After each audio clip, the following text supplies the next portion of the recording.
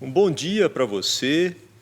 Eu quero saudá-lo neste domingo, 7º domingo da Páscoa, com uma palavra para o lema dessa semana, que se encontra no Evangelho de João, capítulo 14, no verso 18.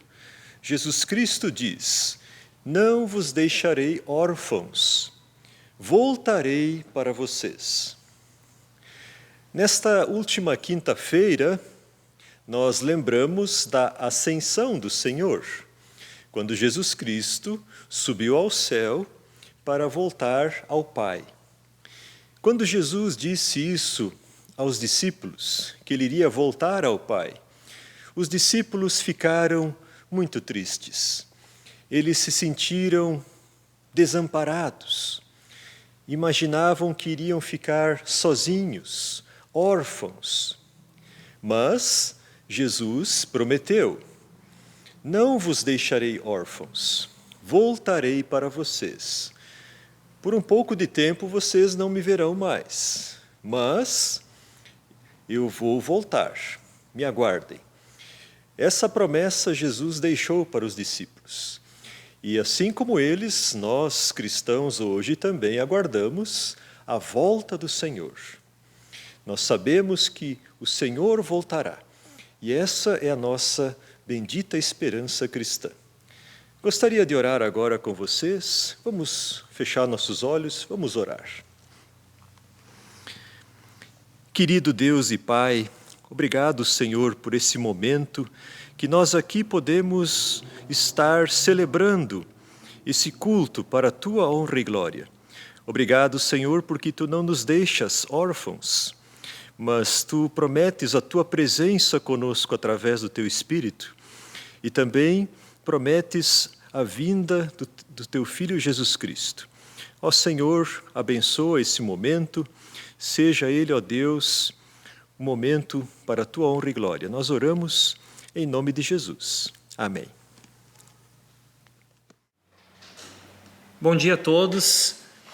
A gente quer fazer o louvor desse culto e queremos invocar a presença do nosso Deus, a presença do Senhor Jesus, do Espírito Santo. Onde você estiver, louva com a gente. Vamos invocar a presença de Deus na nossa vida. Amém?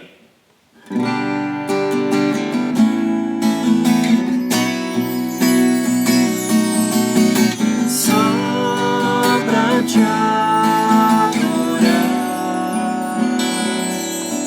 e fazer teu nome grande e te dar o louvor que é devido.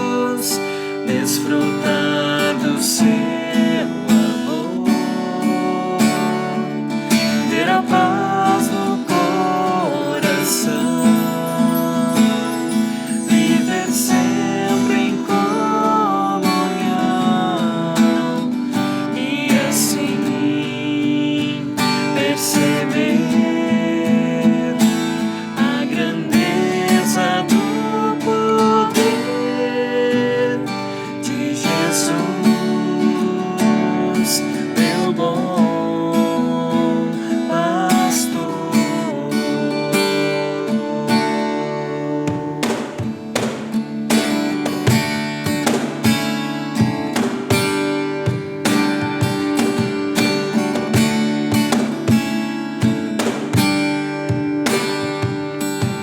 Não existe nada melhor do que ser amigo de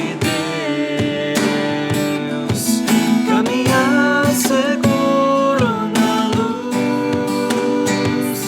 desfrutar do seu amor, ter a paz no coração, viver sempre em comunhão e assim perceber a grandeza do poder de Jesus, meu bom pastor.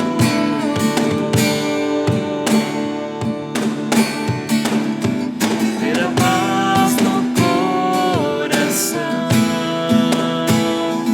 viver sempre em comunhão e assim perceber a grandeza do poder de Jesus, meu bom pastor.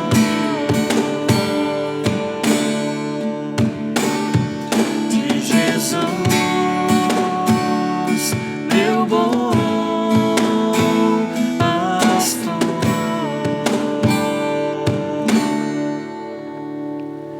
Obrigado, Senhor Deus, porque podemos ter a Ti como também um amigo, como um amigo íntimo, um amigo próximo.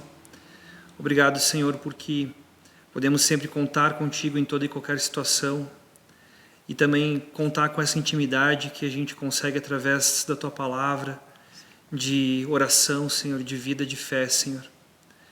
Nos ajuda, Deus querido, para que cada vez possamos ser mais parecidos contigo, Jesus, de tanto andar próximos de Ti, Senhor. Que possamos também ser vistos pelos outros como Teus amigos, como pessoas que andam de fato lado a lado contigo, Jesus.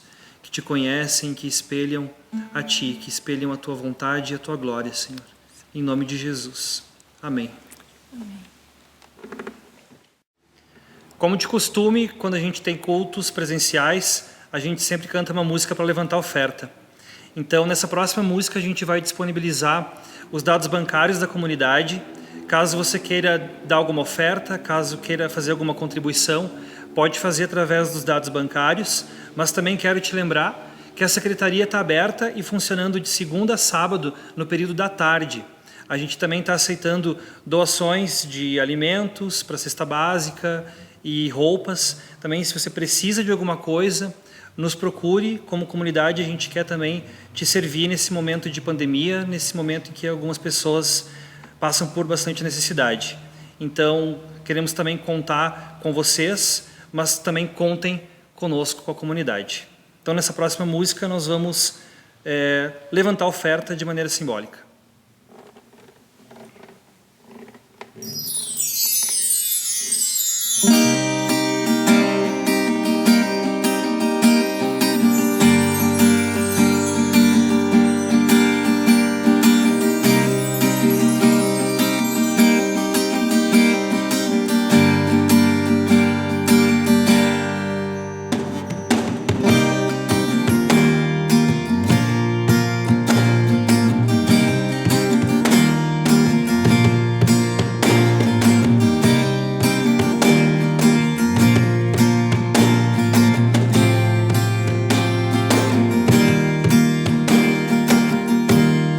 Sei que eu posso acreditar sempre que tua voz me falar.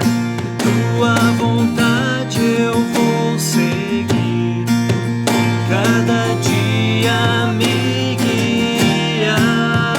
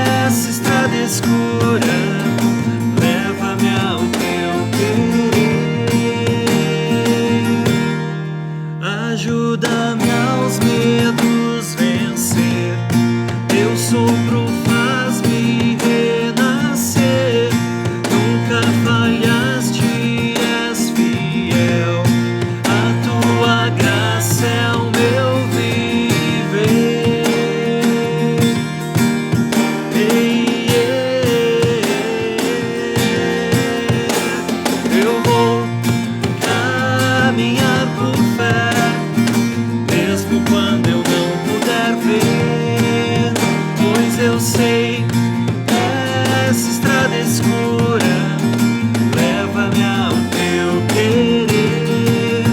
Mesmo fraco, teu rosto eu posso ver. Tens falado para que eu possa crer.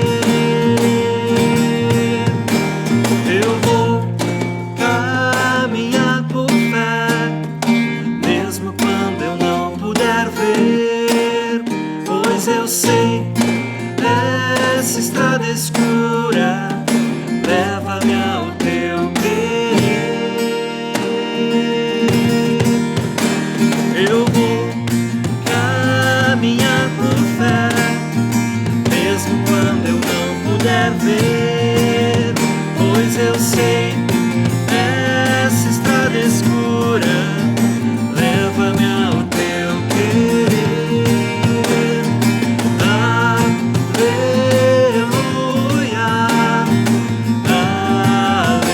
aleluia, aleluia,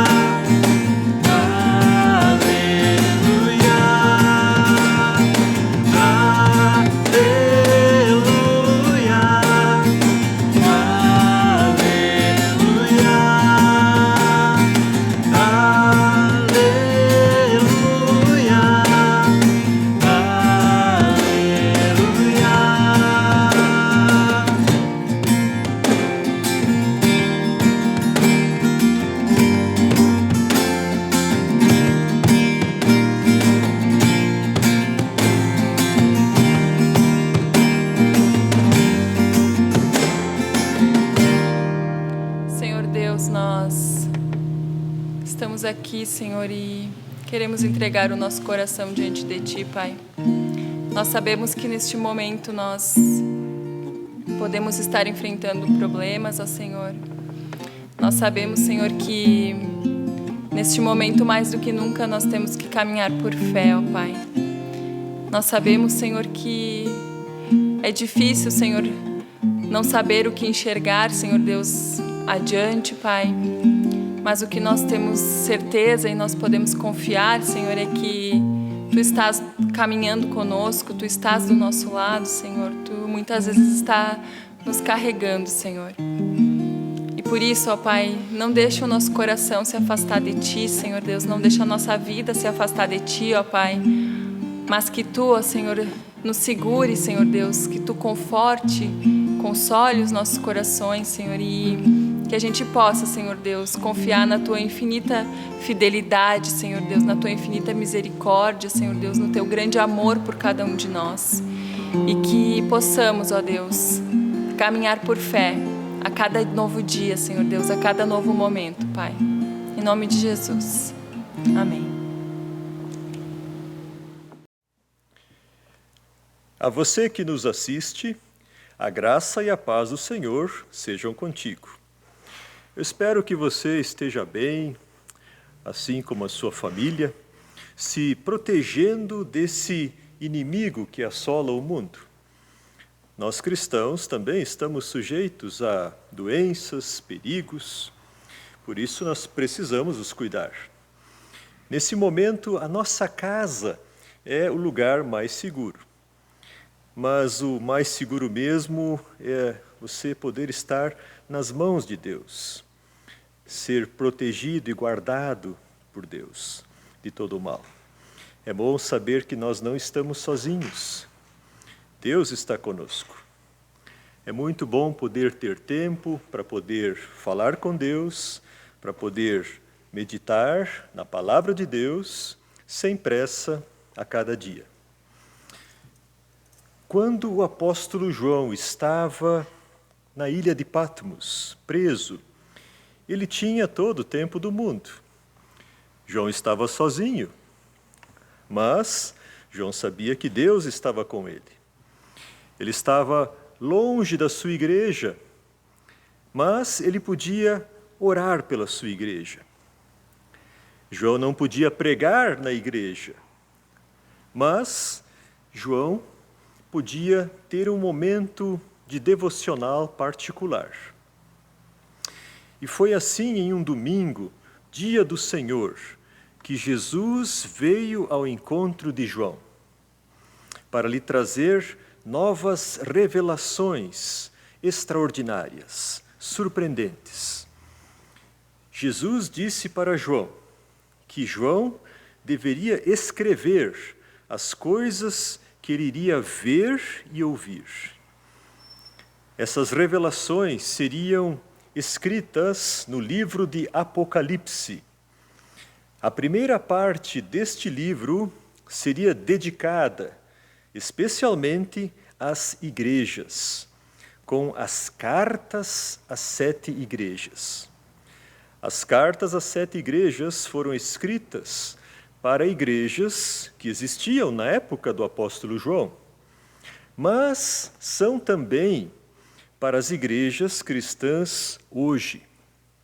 São cartas que trazem consolo e esperança para os cristãos em tempos de crise. A primeira igreja que nós já estudamos foi a igreja de Éfeso, que representa a igreja da era apostólica.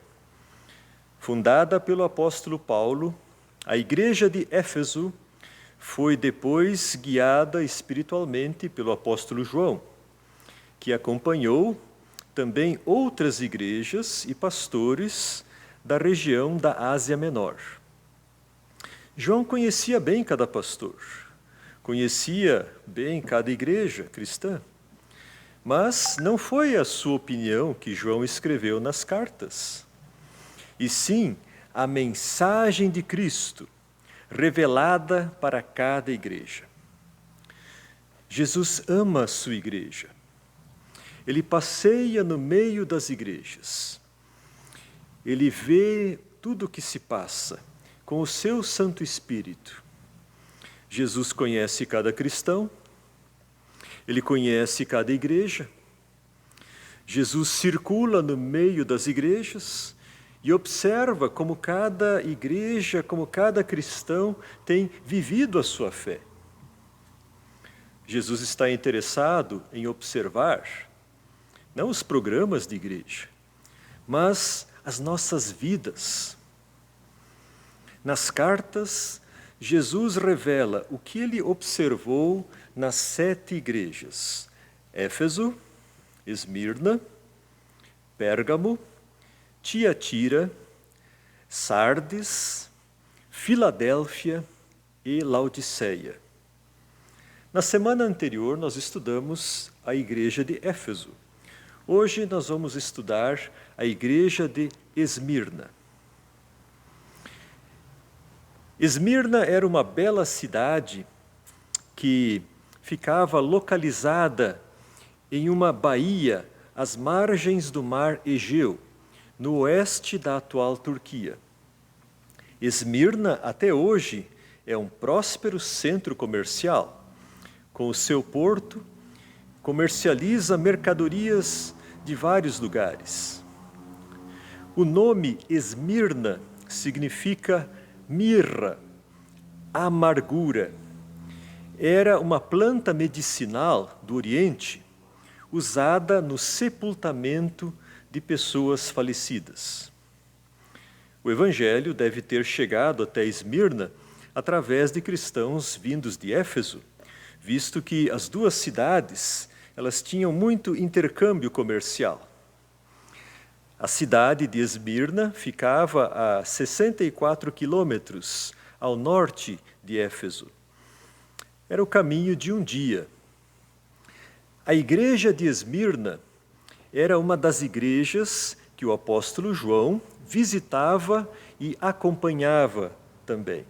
João conhecia bem o pastor da igreja de Esmirna, com quem ele se hospedava quando ele visitava a cidade.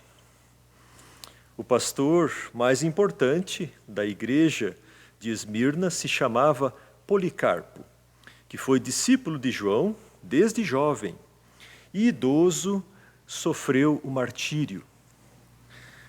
Se Éfeso representa a igreja apostólica, Esmirna representa a Igreja dos Mártires, na era das perseguições.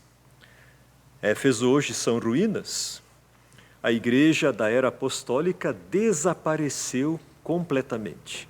Mas Esmirna, atualmente, é a terceira maior cidade da Turquia, chamada Izmir pelos turcos.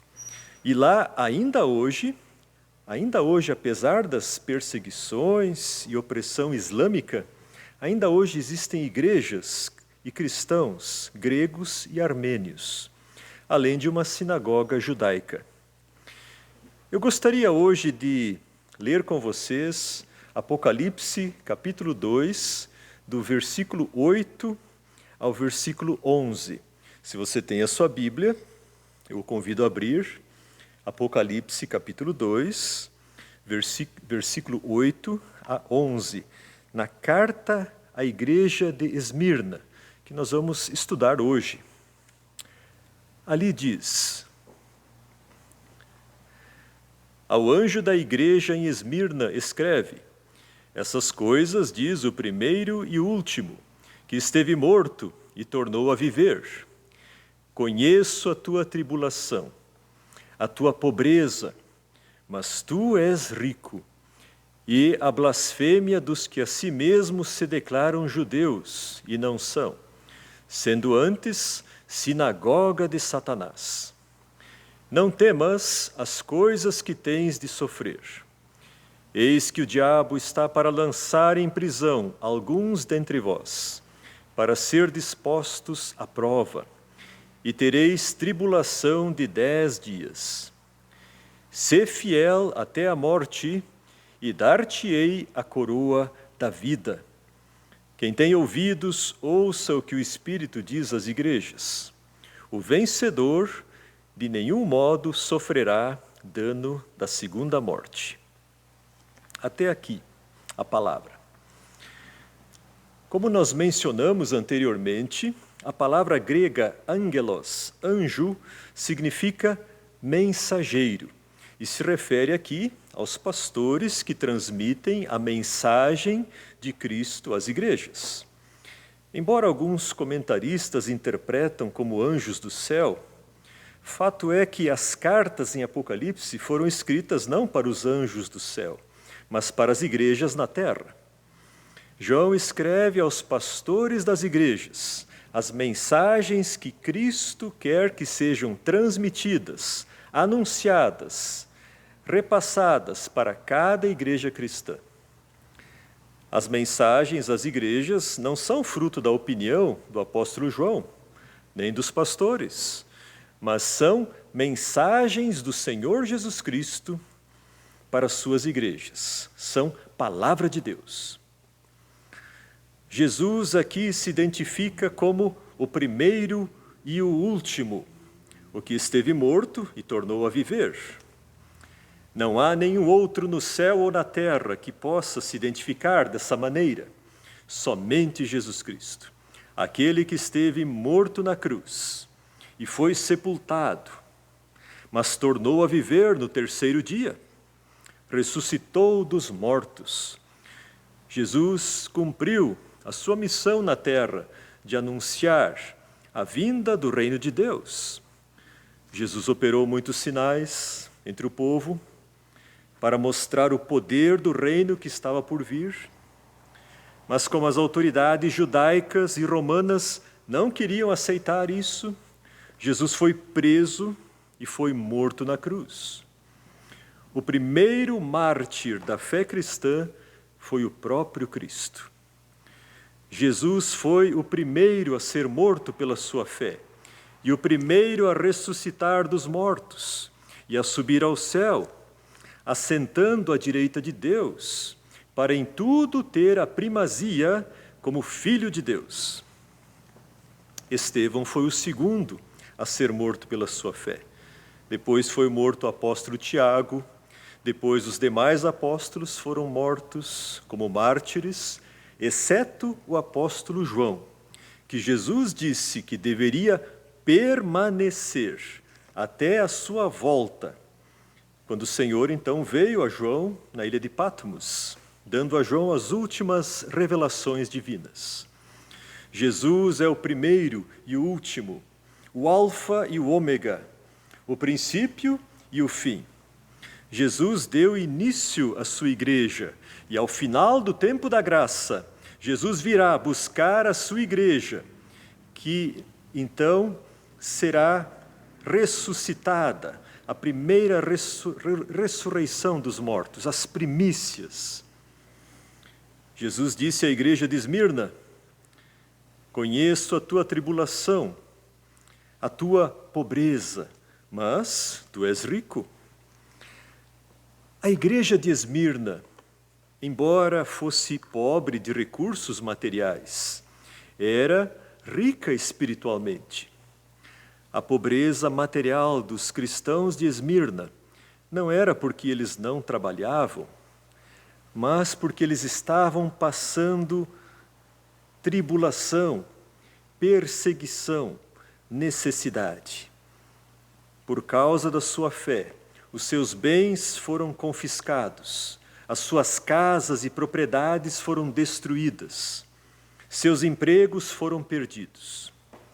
A igreja de Esmirna representa a igreja dos cristãos perseguidos. Jesus havia avisado os discípulos sobre isso. Assim como Cristo sofreu perseguição, também os discípulos seriam perseguidos por causa da sua fé.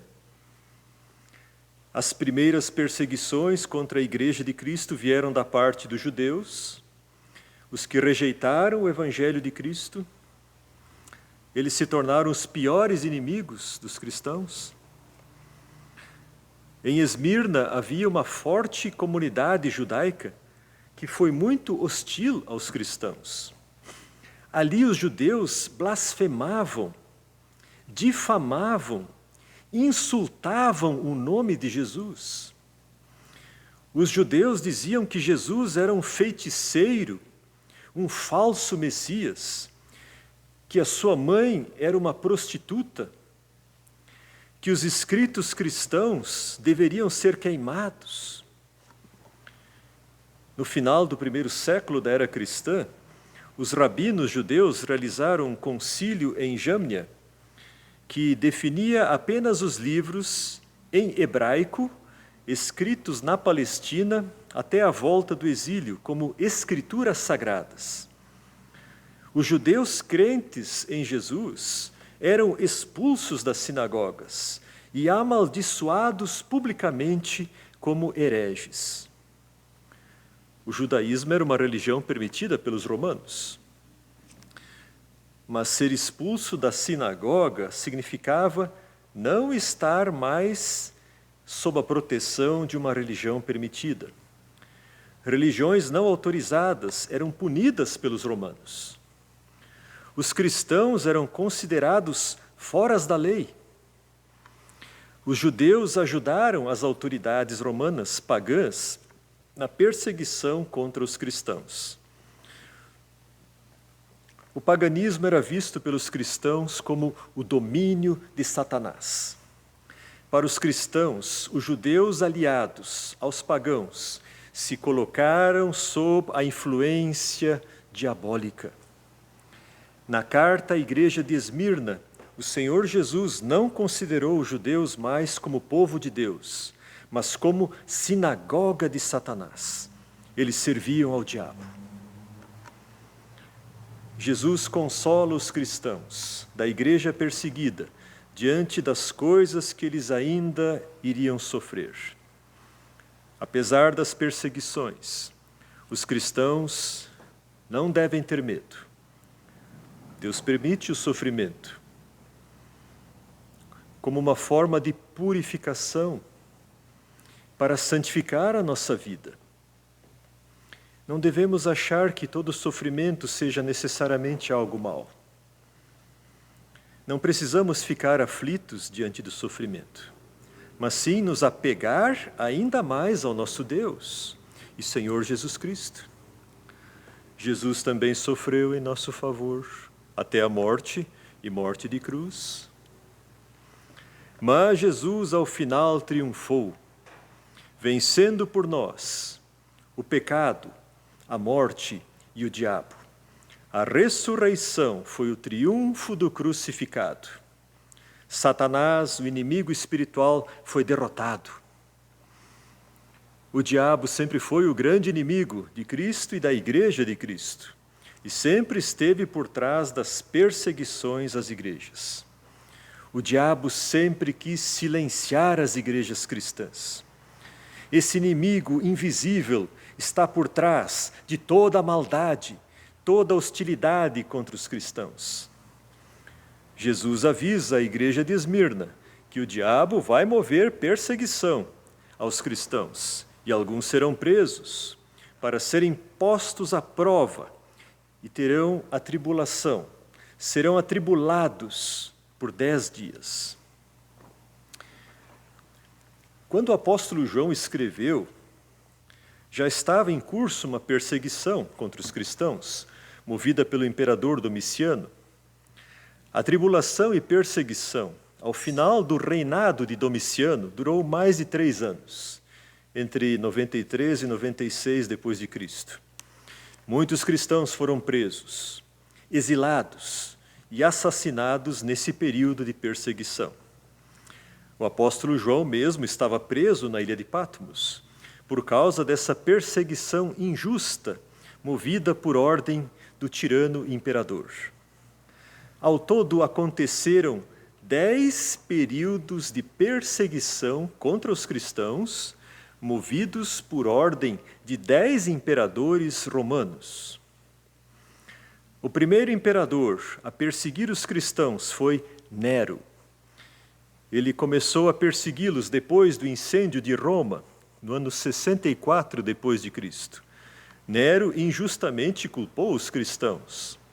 Ele precisava de um bode expiatório para aquela tragédia. Durante essa perseguição de Nero foram martirizados os apóstolos Pedro e Paulo, em Roma. E essa perseguição só terminou com a morte de Nero.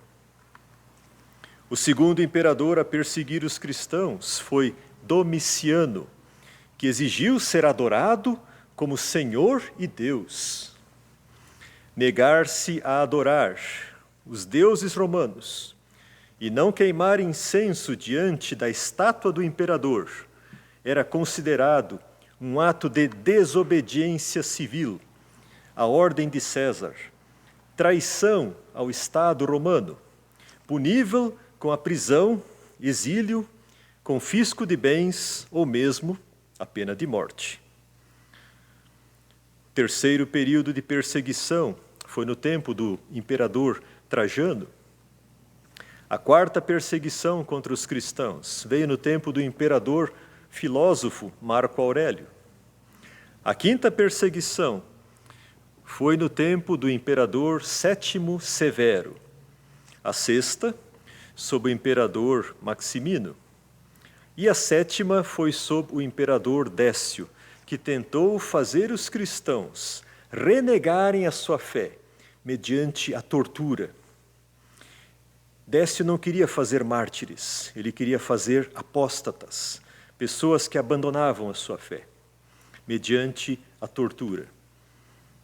A oitava perseguição aos cristãos foi movida pelo imperador Valeriano. A nona perseguição geral veio sob o imperador Diocleciano. E a 10ª e última fase de perseguição aos cristãos ocorreu sob o ambicioso imperador Galério e terminou antes da sua morte, em 311 depois de Cristo. Os 10 dias que Jesus profetizou na carta à igreja de Esmirna, segundo estudiosos, podem significar esses 10 períodos de perseguição contra a igreja cristã no Império Romano. Porém, para os cristãos, Satanás era quem estava por trás desses imperadores romanos. Era o império de Satanás contra a igreja de Cristo, o império das trevas contra o reino da luz. Quanto mais a igreja crescia, mais o império contra-atacava com violência. O diabo queria destruir a igreja, perseguindo, prendendo, torturando e assassinando os cristãos. Mas o diabo fracassou na sua tentativa de destruir a igreja de Cristo. Quanto mais cristãos eram mortos por sua fé, martirizados no Coliseu romano, cercados por leões, ou nos estádios gregos, mais e mais pagãos se interessavam em conhecer essa fé tão sincera e destemida. E muitos perseguidores de cristãos acabaram por se converter a Cristo. Como disse um cristão chamado Tertuliano, o sangue dos mártires é a semente da igreja. No livro História Eclesiástica, escrito por Eusébio, bispo de Cesareia, no final da época das perseguições, constam vários relatos do martírio de valorosos cristãos. Na igreja de Esmirna, o mais famoso mártir foi Policarpo, discípulo do apóstolo João, desde a sua juventude. Depois, Policarpo se tornou pastor e bispo em Esmirna, até a sua velhice. Ele sempre ensinou o que havia aprendido dos apóstolos. O martírio de Policarpo aconteceu em Esmirna, durante uma perseguição aos cristãos, por volta do ano 155 depois de Cristo. Policarpo primeiro deixou a cidade, se retirando para uma propriedade no campo. Policarpo não foi atrás dos seus perseguidores. Policarpo, porém, depois teve a convicção que o seu martírio era a vontade de Deus. Então ele deixou que eles o prendessem. Na cidade, as autoridades tentaram persuadi-lo a reverenciar César como Senhor e maldizer a Cristo. Mas o ancião Policarpo disse: 86 anos venho servindo a Cristo, e nenhum mal me fez. Como posso blasfemar contra o meu rei que me salvou? Sou cristão. Então o governador romano ameaçou Policarpo com a fogueira. Mas Policarpo lhe respondeu: me ameaças com fogo, que arde algum tempo, mas depois se apaga? E ignoras o fogo do castigo eterno, reservado aos ímpios? Mas por que tardas? Então prepararam a fogueira.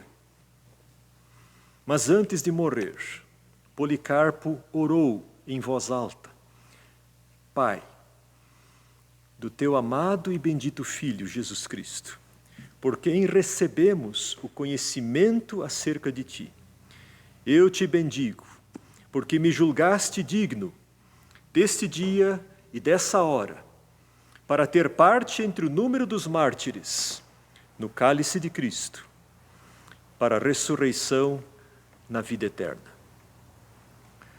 A firmeza de Policarpo na fé se tornou um exemplo para todos os cristãos. O cristão não deve procurar a morte, nem se expor desnecessariamente ao perigo. Deus não tem prazer na morte de ninguém. O diabo é que gosta disso. Cristãos mortos não louvam a Cristo, nem evangelizam os descrentes. O cristão verdadeiro não busca a morte, mas a vida. Jesus disse: eu vim para que vocês tenham vida, vida em abundância. Nós cristãos não devemos buscar a morte, mas também não precisamos temer a morte, pois a morte não é o fim. Nós temos a esperança da ressurreição e da vida eterna. Assim como Jesus morreu e ressuscitou, subiu ao céu e está sentado à direita do Pai, hoje e sempre. A promessa consoladora do Senhor Jesus aos cristãos é: sê fiel até a morte e dar-te-ei a coroa da vida. Como é consolador saber, mesmo na perseguição e na tribulação, que o Senhor Jesus tem a primeira e a última palavra em tudo o que acontece na história. O Senhor determinou também os dias da nossa vida. Nada pode impedir que se cumpram os seus propósitos e promessas a nós destinados. Isso tranquiliza o nosso coração. Só o Senhor Jesus, mais ninguém, determina a duração da nossa vida aqui. O mais importante é permanecer fiel a Cristo durante toda a nossa vida, seja a vida breve ou longa. Porque na vinda do Senhor Jesus Cristo, em glória, nós ressuscitaremos e com Cristo reinaremos. O rei usa a coroa. Essa é a nossa gloriosa esperança, nosso prêmio, a coroa da vida eterna. As perseguições no Império Romano passaram, mas ainda hoje, em pleno século XXI, cerca de 200 milhões de cristãos sofrem perseguição em países do Oriente Médio, do Norte da África, da Ásia, onde o cristianismo é uma religião minoritária. Segundo a missão Portas Abertas, no topo dos países de maior perseguição aos cristãos está o regime comunista da Coreia do Norte, seguido de uma lista de países de religião islâmica. Na África, populações cristãs são alvo da militância islâmica violenta, radical. Em Burkina Faso, que fica na África Ocidental, em fevereiro de 2020, esse ano, cristãos estavam em um culto dominical quando a sua vila foi atacada por militantes islâmicos, resultando em 20 mortos, mais o sequestro do pastor e o incêndio do prédio da igreja. Essas situações têm acontecido. Cristãos têm sido atacados, igrejas têm sido atacadas. As guerras são ainda piores. Os 9 anos de guerra civil na Síria e o longo tempo de conflito no Iraque continuam a devastar as comunidades cristãs locais. No Iraque, onde os cristãos somavam 1,5 milhão antes de 2003, antes do início da guerra, agora eles estão em torno de 200 mil. Uma redução enorme em apenas uma geração. Alguns deles voltaram para reconstruir as suas casas. Porém, o retorno é algo muito complicado, devido à falta de segurança, educação, saúde, emprego, falta tudo. As milícias islâmicas, apoiadas pelo Irã, continuam a ameaçar e a intimidar os cristãos. Às vezes, os cristãos não se dão conta, porque passam por certos problemas e dificuldades na família, no trabalho, no lugar onde moram. Parece que tudo se volta contra eles. Mas o que eles esquecem é que o inimigo invisível está sempre atuando nos bastidores para destruir a nossa fé. Existe uma guerra espiritual em curso pelas almas das pessoas. Mesmo que nós não o percebemos, estamos no meio a um conflito espiritual entre Cristo e Satanás. E se você, pela fé, decidiu estar ao lado de Cristo, então você vai enfrentar a oposição do inimigo. Você já sofreu por causa da sua fé? Você já passou tribulações que parecem querer te afastar de Cristo? Talvez você já sentiu a hostilidade do inimigo. Caros irmãos, coragem. Jesus disse para não ter medo. É um grande consolo para nós saber que Jesus já passou pelo caminho do sofrimento e Ele nos guiará nas horas difíceis. Nessas horas, o valor da nossa fé é provado. Com amor, o Espírito Santo sempre nos mostra o caminho certo, o caminho da vida. As tribulações vão passar. Não dê a vitória ao inimigo. Nunca desista. Em Mateus capítulo 10, verso 28, Jesus disse: Não temais os que matam o corpo e não podem matar a alma. Temei antes aquele que pode fazer perecer no inferno tanto a alma como o corpo. A primeira morte é a morte do corpo. A segunda morte é a morte da alma. A separação eterna de Deus. A segunda morte, conforme Apocalipse, capítulo 21, verso 8, está relacionada com o destino dos ímpios no lago de fogo. Jesus promete: o vencedor não sofrerá a segunda morte. Nós devemos sempre permanecer ao lado de Cristo, perseverando na fé, porque só com o Senhor nós seremos vencedores. Vencedor não significa uma pessoa sem erros, sem falhas, não é isso. Também os mártires ainda estavam no caminho da perfeição. Ser vencedor significa permanecer ao lado de Cristo, mesmo que isso nos custe a própria vida. Quando o Senhor voltar, em poder e glória, os reinos deste mundo serão substituídos pelo reino de Deus, e os vencedores reinarão com o Senhor. Abençoados são aqueles que desde agora pertencem ao Senhor Jesus e não se afastam de Deus na hora da provação, pois com Cristo a vitória é nossa. Amém.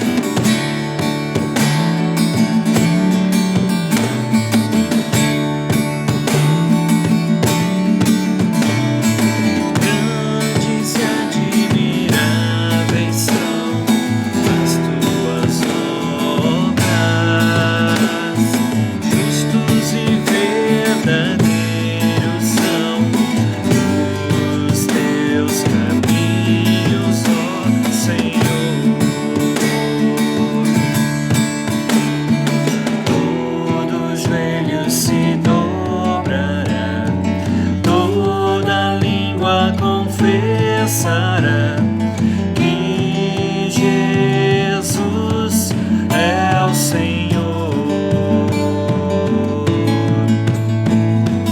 Todos vejam se dobrará, toda língua confessará que Jesus é o Senhor. Quem não temerá, quem não glorificará teu nome, Senhor. As nações adorarão, reinos se prostrarão a ti, Senhor.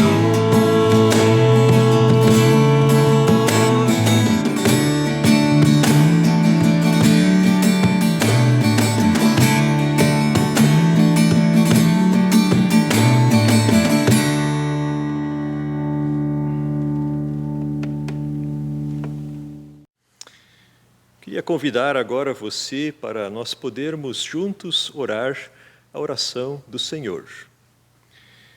Pai nosso que estás no céu, santificado seja o teu nome. Venha o teu reino.